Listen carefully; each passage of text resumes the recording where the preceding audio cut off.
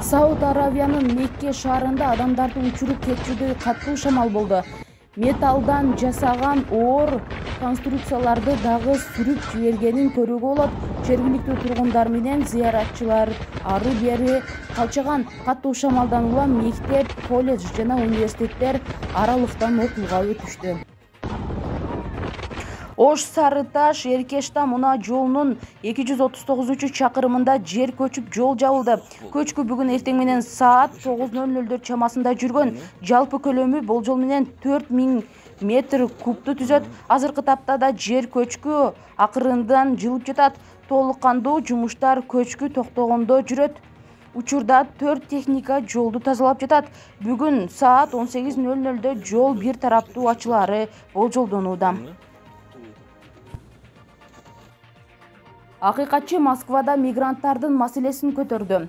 Москва шаарында Кыргызстандын акыйкатчысы Жамиля Жаманбаева жана Орусиянын адам укугу боюнча ыйгарым укуктуу өкүлү Татьяна Москалькова менен бирге кыргыз диаспоралары менен жолугушуу өткөрдү.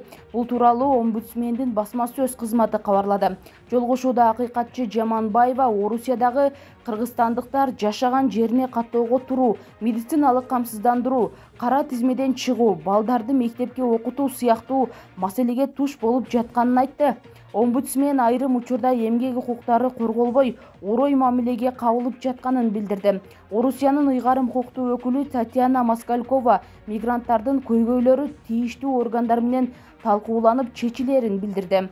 Орусиянын бардык аймактарында 19-25 июнь күндөрү нелегал 2023 рейди өткөнү маалымдалган. Интернетте Орусияда полиция кызматкерлери көчөдө чет өлкөлүктөрдү кармап, автоунаага күчтөп салып бараткан видеолор тараган. Анын алкагында миңдеген мигрант депортацияланган.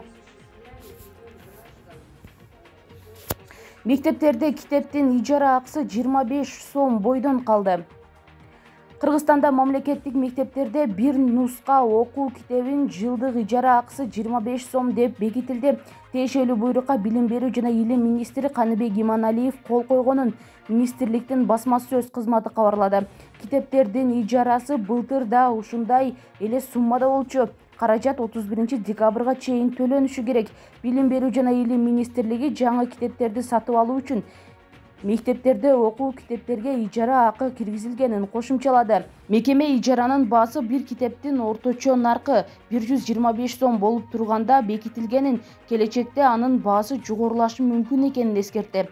Быйыл кыргыз тилинде окуткан мектептердин башталгыч класстары үчүн Мен жана дүйнө, кыргыз тили, адабий окуу 7-8 класстар үчүн Адам жана коом окуу китептерин басып чыгаруу пландалууда.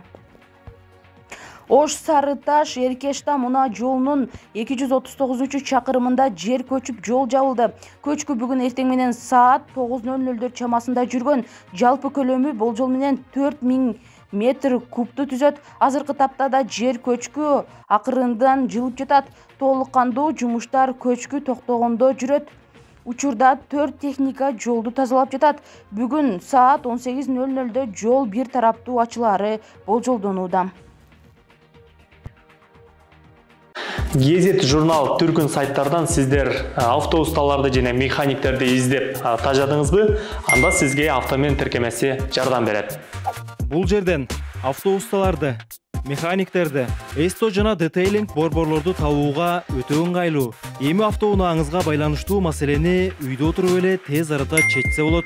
Автомен мобилдик тиркемесин App Store жана Google Play'ден жүктөп алыңыз. Акысыз тиркеме Ширетмен. Эми сиздер миңдеген жарыяларды сайттардан, журналдардан жана башка социалдык тармактардан карап олтуруп, чалып издөөнүн кажети жок. Болгону үйдө отуруп эле бир баскыч менен телефон аркылуу App Store'дон же Google Play'ден Ширетмен тиркемесине катталып, миңдеген мыкты ширетүүчүлөрдү сизге керектүү аймактардан таап алсаңыз болот. Ошондой эле Ширетменде ар бир ширетүүчүнүн анкетасы, кылган иштери жана сүрөттөрүн көрсөңүз болот. Ширетмен менен ишиңиз бат жана сапаттуу бүтөт. Тиркемени көчүрүп алыңыз.